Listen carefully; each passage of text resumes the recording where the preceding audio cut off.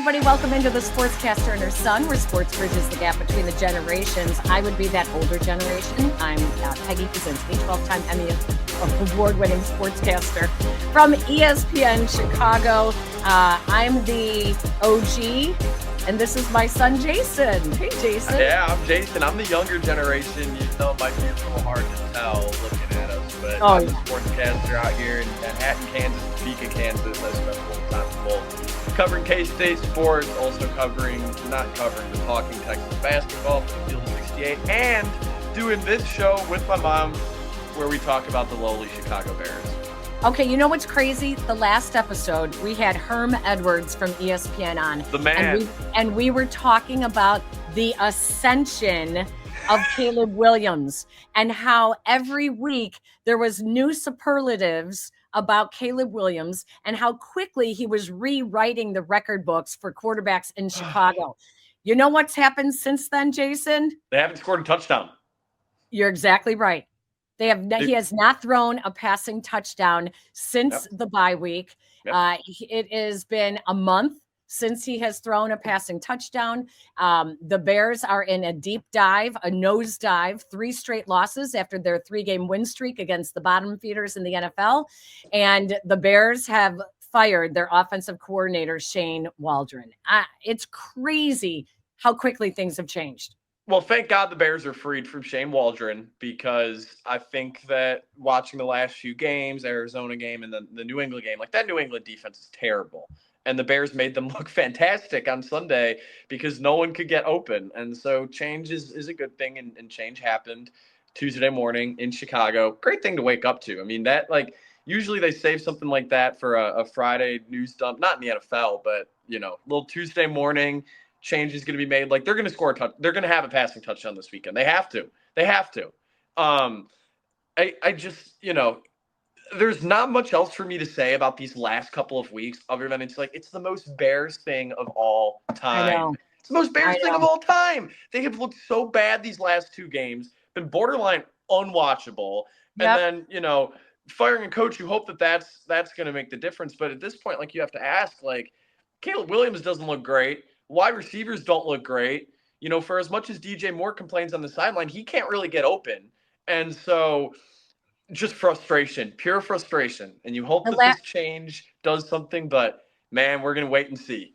The last time the offense looked this bad at Soldier Field, there were quarterbacks like Caleb Haney and Chad Hutchinson and Jonathan Quinn. Not a number 1 Brady overall pick. Jonathan Quinn. You don't even know who Jonathan Quinn is. Yeah. No. Wow. Yeah, I am telling you, this is not supposed to be happening with the first overall pick in the NFL draft. And the fear of regression with Caleb Williams is huge. And Matt Eberflus had to take accountability. He had to take responsibility, because ever since the Hail Mary loss in Washington, there were cracks in the surface that became very big, very, very big breaks in this team. They had to do something, and they need to get Caleb Williams back to playing how he played in the middle weeks of the first half of the season. Yeah, I mean, getting his confidence back. Confidence is the most important trait for a quarterback, especially a young quarterback. And so just to get his confidence back, like, Mom, it feels like it's been an eternity since the Bears have scored on an opening drive, you know, and I just feel like if they were to do that this Sunday against Green Bay, new offensive coordinator, Caleb hasn't thrown a touchdown since the bye week. If they have a clean drive, and I mean, this is really wishful thinking because it hasn't happened in a long time, but if they can execute a clean drive, get his confidence back, you know, throw the ball in the end zone, 2 hands, touchdown, I think that'll go a really long way for Caleb Williams. But it's hard to even imagine that right now with just how anemic the offenses look. Everyone looks bad. The offensive line is terrible. Like, everybody always says, and I've always said as well, the most important thing to do when you invest in a young quarterback is to build an offensive line around him. And the Bears have not only failed at that, when they have attempted to build an offensive line around him, they've brought in the wrong pieces. Like, every player who they've added, even Darnell Wright, has not played anywhere near the caliber of a top 10 pick offensive lineman. And so it just makes you wonder how they have to go about this offseason. Well, Ryan Poles was part of the Kansas City Chiefs front office when they brought in Patrick Mahomes, and they realized really quickly that they had an awful offensive line, and they made wholesale changes to help Patrick Mahomes. And he's going to have to do the same thing. 38 sacks given up this year, 18 since the bye week. So 18 sacks in the last 3 games. 9 last week against the Patriots, 6 the week before against the Cardinals. And these are teams that were not sacking quarterbacks. They're in trouble. They need to get back to being a team that's on the up and up. And they've played from behind in every single game this year, have yet to score a touchdown in the opening quarter on the offense. Wow. Let's bring in someone who knows a little bit about how an NFL team actually develops a quarterback that's waiting. Rob Demovsky works for NFL Nation, ESPN. He's a local guy. He's actually from Chicago as well, and he covers the Packers. Rob, how are you? It's good to see you.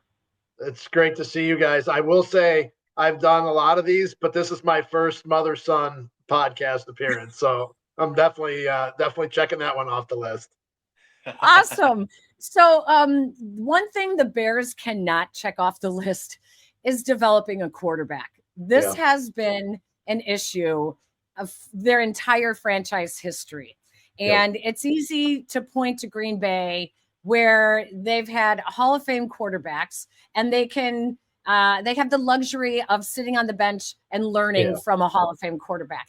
Not every team can do that anymore, not these days. But take us back to how difficult that was for the Packers to do, especially when Aaron Rodgers was getting itchy, and then they bring in Jordan Love. You know, how does it actually work successfully? So their general manager, Brian Gutekunst, who has been with the Packers since the Favre era and studied under Ron Wolf, who was the one who traded for Brett Favre, Ted Thompson, the one who drafted Aaron Rodgers. And he said the easiest time to get a quarterback is when you don't need one, and the hardest time to find one is when you do. And while he took Peggy a ton of criticism when he drafted Jordan Love, because Aaron Rodgers was, still in the prime of his career, his job, the general manager's job, is to win today and win for the next 10, 15 years, whereas the head coach only cares about today, which from an organizational standpoint, it's probably why the Packers have been so successful, because they've always kept the general manager and the coach separate. They're not each other's bosses even. They both report to team president Mark Murphy, which that actually changed when they hired Gutekunst in 2018. But it's a way to ensure that you have someone looking out for the long-term interests of the franchise. And if you don't have a quarterback, you really don't have a future. So did they get lucky with Brett Favre to start this? Maybe. Ron Wolf was working for the Jets, and he wanted to draft him with the Jets, and the Falcons took him. And then the next year he gets the job in Green Bay and tells Bob Harlan, the president, I'm going to trade a number 1 first-round pick for a quarterback that was barely got on the field in Atlanta. And Bob Harlan said, if that's what you think is best, then do it. So they may have gotten lucky there, or maybe Wolf knew something. But then the plan was enacted with, Ron Wolf, even when he didn't need quarterbacks, he drafted Mark Brunell, he drafted Ty Detmer, he drafted Matt Hasselbeck. So he drafted quarterbacks and then traded them away. And the Packers continue to do that. They drafted Aaron Brooks, traded him away, Matt Flynn. So they've always been in the business of trying to find quarterbacks. And I think that's the number one reason that this franchise has had 30 some years of sustained success. It's one of the things I remember the most is Ron Wolf famously saying, you draft a quarterback every year if you can, because it's so hit or miss. And here the Bears have the number 1 pick 2 years in a row, and they have the opportunity. They pass on CJ Stroud. The next year, then they're able to get the guy that they wanted, a guy that, quite frankly, most teams said was the number 1 overall pick. but now you see how important how you develop them and how careful you have to be with them, making sure that they get some reps, making sure that they feel confident, and so that you don't break them by playing them too soon. I mean, it is such a delicate balance. It is. And like very few guys that played right away and failed right away turned it around. Peyton Manning might be one of the exceptions. I mean, Peyton Manning led the league in interceptions his rookie year, and I think they won 3 games, managed to do it. And the thing about going back to Jordan Love, when they drafted him in 2020, obviously they didn't need him, but it also gave them a chance to evaluate him behind the scenes for a couple of years. And let's say they determined he wasn't the guy. They would have had another crack at finding the quarterback, right? Like, I mean, they got you would have wasted a first round pick if Love didn't turn out, but you would have at least, because you drafted one when you didn't need one, you had a chance to look at this guy for 2 or 3 years and see if you thought he had what it took. And if he didn't, then draft another one. Whereas the Bears have always had to play the guy they drafted right away. And it's really, really hard. I mean, Aaron Rodgers told me once that he thought it took him the full 3 years to learn the offense. Now, maybe offenses have changed and the technology to learn is different. But like it's almost impossible to expect any quarterback to come in and just, be a star. I mean, Patrick Mahomes didn't play till the last game of his rookie year. So it's really hard. With Malik Willis, I'm really interested in how good he's looked in his limited action this year. What are is that more of a culture thing where, it's just next man up and he's got all these guys behind him and he's playing well, or is that, them identifying a guy who maybe was in a bad situation in Tennessee and had a lot of talent? He was great at Liberty his final year of college. Right. So well, I can tell you this, Jason, the morning that they were going to start him for the first time against the Colts, I believe in week 2, the Packers coaching staff, they were not sure if he was going to be able to do it. I mean, they really did. I talked to a couple coaches on the field before the game and I asked them, what do you think? And they said, we have no idea, like whether he could do it. He had been there 18 days or whatever. And it was also his 4th offensive system since he came into the NFL, like 3 years in Tennessee with 3 different coordinators, and then comes here and has to learn a new system. I was looking the other day at Coach of the Year, like odds, and Matt LaFleur was nowhere on it. To me, the fact that they won basically 3 games, 2 starts plus the second half of the game that Malik Willis finished, the fact that he basically won 3 games with Malik Willis, I don't know how that doesn't at least get some attention for Coach of the Year. He played to his strengths, which was, very limited at first. Each time that Malik Willis played, they added more and more to it. And by the 3rd game, I mean, he audibled to a deep ball down the field to Christian Watson that no one ever thought he'd be able to do when he got here, in early September. So I really think that Matt LaFleur and the coaching staff deserve a lot of credit. I do think, though, to your point, Jason, about, just needing a fresh start in Tennessee, from Tennessee, I think there's something to it. Malik Willis told us, and this goes back to Peggy, your point about, playing right away. He had to start, I think it was 3 games his rookie year in Tennessee. I think it was Marcus Mariota opened that season as the starter, if I remember right. And he told us like a couple of weeks ago, maybe a month ago, he's like, look, I had to start those games. I was not ready, which I thought was big of him to admit. But it goes back to what we're talking about with trying to play quarterbacks right away, like the Bears have done, over and over with these guys. The other thing that's really interesting to me is like the Packers just don't draft wide receivers in the first round. It's very well known. They just don't, but they still strike gold. Like Jaden Reed, great find. Romeo Dobbs, he's been very good. Yeah. Christian Watson. Like these are great wide receivers, and they're not spending high draft picks on them. What's the mentality there? Why is that? Yeah.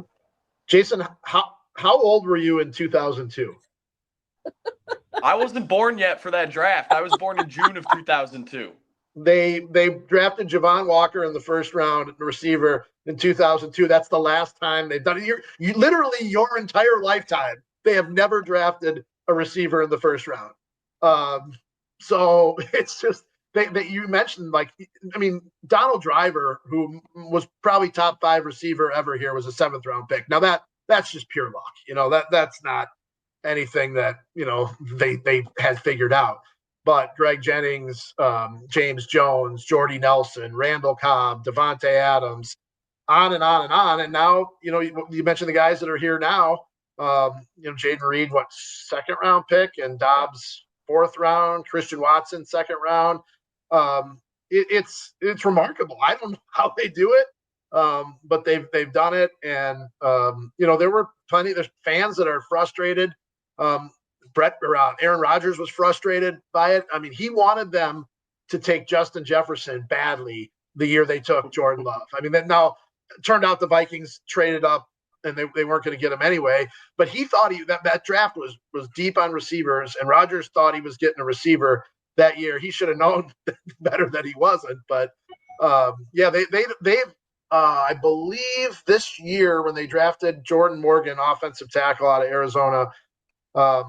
That's only the 2nd time in the last a lot of years that they drafted an offensive player. The other one was Jordan Love. Otherwise, it's been all defensive guys going back to, I want to say, I don't know, since the Rodgers pick, I think, in 05. Wow. So Rob, let's talk play callers, because upheaval here in Chicago as Matt Eberflus lets his 2nd offensive coordinator go in 2 years, within 2 years, after letting Luke Getsy go last year. What is the key with these young quarterbacks and the play caller? With Jordan Love, yes, he got this opportunity to sit and to watch. But what we're learning with these young guys is the success does typically come with the reps. So they're having success in their 5th and 6th seasons for a reason, because they finally get it. The experience is there. But when you're playing these young guys, which a lot of teams are doing this year with this bevy of quarterbacks, they're doing what they're comfortable doing. They're paring down the playbook, looking at what they did in college, and then applying that into their offensive system. What is it that the Packers do as well with Jordan Love to make him successful? So that's a really interesting point, Peggy, because the last year when Jordan Love started the season, Matt LaFleur and offensive coordinator Adam Senovich took the same approach, that exactly what you're saying, pared things down, and it really didn't go that well. I mean, if you remember, the Packers were 2-5. And then I think they were 3-6 at their bye, or maybe it was 2-5 whenever their bye was. And Matt LaFleur decided that I believe he kept saying that Jordan needed to cut it loose. Like, he was thinking too much. He needed to cut it loose. Well, LaFleur decided that, you know what, I need to cut it loose as a play caller too. Like, I've got to let him go. And I'm not saying that works for every quarterback, because some quarterbacks, might force things or whatever. But I remember specifically Matt LaFleur in the second half of last season when Jordan Love, the last 8 games, he threw 18 touchdowns, 1 interception, over 70% completion rate. It was remarkable. He said, look, I had to cut it loose as a play caller. And, I don't know that works for everyone, but it worked here. I will say this, my experience in the league, and maybe you've experienced this when you've seen change happen too. This is anecdotal. I don't have any statistical evidence of this, but it does seem like there's an instant boost when a coaching change. It doesn't always last long term. When the Packers fired Mike McCarthy with 4 games to go in the 2018 season, they won the next game. I remember covering a Packers team playing a terrible, terrible Chiefs team. It's hard to believe that the Chiefs were terrible, but they fired whoever the coach was. They were 1-12 or something like that. They promoted Romeo Crennel late in the year. Packers were a good team. They went to Kansas City. Kansas City beat them. There just seems to be, I don't know if it necessarily is applicable to the play caller, but when there's coaching changes, a couple of players always would say this to me. They'd say, you know what? It's on us. We got this guy fired. There's a pride thing with some players that when there's a coaching change made, they kick it into gear a little bit. And again, maybe it's not long lasting, but in the short term, I think, I wouldn't be surprised if the Bears came out and were pretty productive right away. Well, perfect example is Thomas Brown. Thomas Brown last year was the Panthers offensive coordinator, nearly upset the Packers in week 16. Yep. He took over the play calling when Frank Reich was looking to make a change. And Thomas Brown, suddenly the Panthers started scoring again. Bryce Young didn't look so awful, but then they kind of dipped again. Frank Reich took it back. Frank Reich gets fired. Thomas Brown takes it over again, and they kind of dipped up again. So they did kind of have that ebb and a flow. Yeah. But Thomas Brown is a guy that does know the Packers very well and could very well provide that kind of boost for the Bears. Yeah, the only difference is it's a new defensive coordinator in Green Bay this year. The players are very similar, a lot of the same guys, but Jeff Hafley's scheme, they hired Jeff Hafley, left the head coaching job at Boston College to come be the Packers defensive coordinator. You don't see that very often, although as a side note, you might start to see that with college coaches not really liking the portal and NIL deal. But this was a remade system. They went from a 3-4 to a 4-3. They went from being a team that never took the ball away last year to now they're, if not leading, they're right up there at the top of the takeaway thing. I do think, though, and I've said this about the Packers defense, and I've seen it in defenses before. Defenses that rely on takeaways don't always hold up in the end, because when you play good teams in the playoffs, those teams don't turn the ball over. The Mike Sherman years here, their takeaway totals were off the charts, and then they'd get into the playoffs and play good teams, and they couldn't get takeaways, and they'd get beat. So I am while I think that Jeff Hafley has done an incredible job here, their defense looks totally different than it did last year. I do wonder if that is, this isn't a problem for the Bears, but this is a sustained, successful plan if this team is going to make, a Super Bowl run. I just don't know, when you get into the playoffs and you're playing, these really, really good teams, if you can rely on takeaways. The game's these two teams are moving in such different directions, but the game's still going to be played on Sunday. It's been such a lopsided rivalry. I'm a believer in the train of thought that in a rivalry game, you throw everything out the window and you just play. It matters more, whatever. But the Packers have still won just about every time in recent memory. Why is that? Yeah. Matt LaFleur, I believe, has not lost to the Bears. This is his 6th season. That would be 10 games. So, the Aaron Rodgers "I own you" thing is right, but I mean, maybe Matt LaFleur should be co-owner in that, because he's never lost to him. I will say this though, Jason, like, as much as we like the idea of a rivalry, I don't think the players today really care that much. I mean, we talked to Josh Jacobs earlier this week, and he played for the Raiders his first 5 years in the league.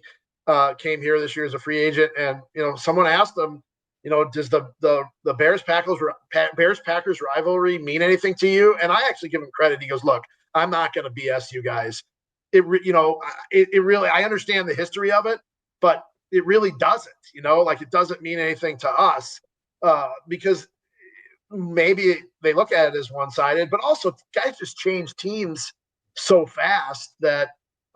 It's just your rivals. Who do you have to beat to win the division? And right now, that's the Lions. And I would say previously, the Lions and Packers, that was the lowest of the rivalries. It was always Bears, Packers, Vikings, Packers, and now, I mean, they better worry about the Lions, and they talk more about the Lions than they do the other teams in the division. That's just the game today. But from us in the media and fans, like, yeah, you walk through the Soldier Field parking lot on Sunday, you're going to hear, a bunch of anti-Packer talk, and same thing up here. You get the Bears still suck chant going through the concourse at Lambeau. So from that standpoint, it's a great energy and great atmosphere, but I don't think the players see it that way anymore. Last couple of questions for you, Rob, before we let you go. I don't know what the Packer fans and what players and coaches thought of the Bears heading into the season. I think there was a lot of hope that the Bears were actually on the way up. What's the reaction now with what's going on with the Bears? What's the reaction in Green Bay? Yeah, I mean, I think going into it, everyone thought what that team won won 7 games. They won 7 games last year, without a quarterback, which told you that they had a lot of pieces in place in other aspects. And I think that, people were, definitely thought they might be a dangerous team. And that's not to say they won't be. They're not out of it. They're 4-5. I mean, the Packers were 2-5, like I said, last year, and ended up making the playoffs. But I think I looked at this the other day. The Bears have scored, was it 27 points in their last 3 games combined? Yeah. That's not going to get it done. I think from a Packer fan standpoint, like Packers fans love to count how many quarterbacks have started for the Bears since 3 starters or 4 starters, going back to the beginning of the Favre era. I guess there's actually a couple more because of the 2 years Rodgers broke his collarbone. But basically, they've had 3 quarterbacks in the time that the Bears have had about 35. Yeah, that's exactly right. Finally, before we let you go, are you surprised at all? Luke Getsy didn't work out in Chicago, didn't work out with the Raiders, and also Mike McCarthy with what's going on in Dallas. Yeah, so with Luke, I think Luke's a good football coach. I don't know that he's an offensive coordinator. Like he was a really good quarterbacks coach. But a little bit the same thing with Nathaniel Hackett. Aaron Rodgers makes a lot of guys look good. And in fact, I remember Matt LaFleur, we were at the owners' meetings that offseason that they were working the trade out with the Jets, and everybody in the Packers organization couldn't wait to get rid of Aaron Rodgers. And LaFleur said, you know what? Aaron Rodgers made a lot of people a lot of money, or me included, he said. So, and then with Mike in Dallas, I mean, they've won 12 games, 3 years in a row? Like, you don't think the Jacksonville Jaguars, Tennessee Titans, some of the Arizona Cardinals, whoever would kill to have a 12-5 regular season.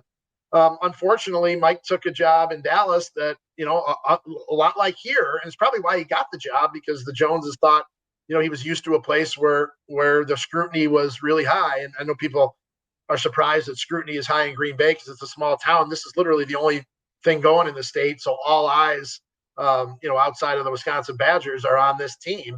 And there's a ton of media coverage and all that. So I do think from that standpoint, that's probably why Mike got the job. But I also think that,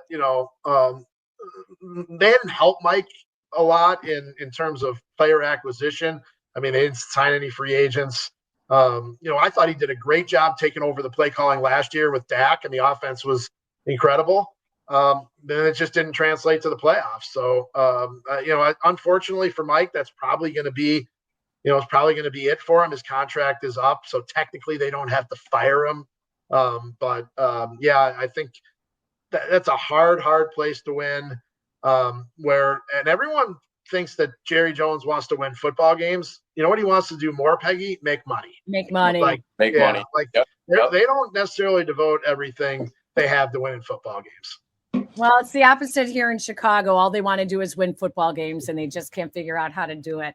Rob, it's great to see you as always. I wish we had more excitement for Packer Week. Instead, it's another week of just craziness with what's going on with this team here in Chicago. But it's great to see you. Thank you for taking the time to join us. Yeah, thanks for having me. And I learned this about the NFL. Just when you think you've seen everything, something else, there could be something crazy happens in the game Sunday that we've never seen before. You're exactly right. Rob Demovsky from ESPN NFL Nation. Thank you, Rob. All right, guys. We'll be seeing you. All right, take care. Check out Rob Demovsky on ESPN, and also not just ESPN's NFL Nation covering the Packers, but also on social media at Rob Demovsky. Local guy, Jason, went to Arlington Heights, Rolling Meadows High School. And he's now covering the Packers for the last dozen or so years. I think that's kind of the beautiful thing of sports journalism, right? Like, you can grow up somewhere and then a job will take you to the rival team and it just becomes home. So I love that. Super cool getting to talk to Rob. Great perspective on the Packers. Obviously very well sourced. So really cool stuff. In lieu of predictions today, I wanted to ask you, because you've been around for a ton of these Bears-Packers games. Yeah. What is your favorite part of the rivalry? And is there a story, a game, a moment that stands out the most to you in your experience with it? Well, the one that stands out the most is right after Walter Payton died and Brian Robinson blocked a Packers field goal attempt for the Bears to win. And it was such an emotional week. and having the service for Walter Payton at Soldier Field, and then for them to win it the way they did. That's the one that reminds me the most. Now, when I first started in my career, it was a game that I'm not sure you even know about, Charles Martin and Jim McMahon. Charles Martin literally picked up Jim McMahon and threw him down on his head. Well, we talked to Jim McMahon about that when we had him on the show about a year ago, and he literally brought that up. He credits that very openly as the moment that kind of started all of his concussion, CTE, all those issues. Yeah. And you guys could check out that episode that we had with Jim McMahon on one of our past episodes as well. Check it out on YouTube and also on the ESPN Chicago app. But yeah, those definitely. And I think the most recent was just the dagger was Aaron Rodgers, the I own you. That was just like it was such a helpless feeling watching that because he was right. And he got the last say. Against Bears fans, he got the last say. That's what I remember the most. Here's to hoping that 15 years down the line, Caleb Williams maybe gets that moment at Lambeau Field. We're so far away from it, but we can still have hope. If we can have one thing, we can have hope. We can also have you guys check us out on YouTube, also on the ESPN Chicago app. Don't forget to follow us, like us. You can check us out on social media on X, formerly known as Twitter, at TSAHS Pod. That's the Sportscaster and her son Pod.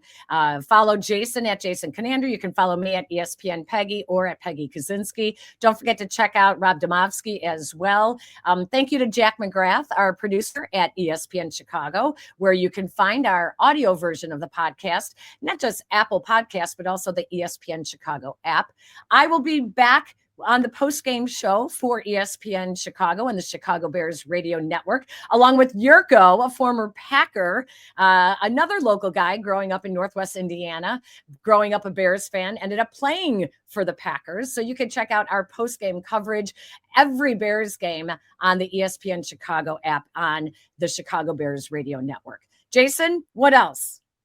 If you like our show, please like, rate, and subscribe. It helps us out, boosts the algorithm. We love doing this podcast. And, Mom, we'll be back pretty soon for more. I don't think that I have much else to say. I'll be here watching the game. Actually, I won't. Going to Austin this weekend to visit the girlfriend. My first time in the old college town since graduation. I have said about 1 million times, this is not going to be a weekend back in college. It's me as an adult visiting my girlfriend. However, I am very excited to be back in Austin and eat some really good food. The Michelin list for Austin came out today.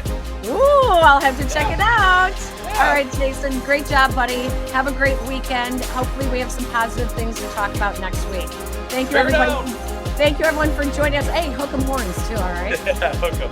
Take care, everyone. So long.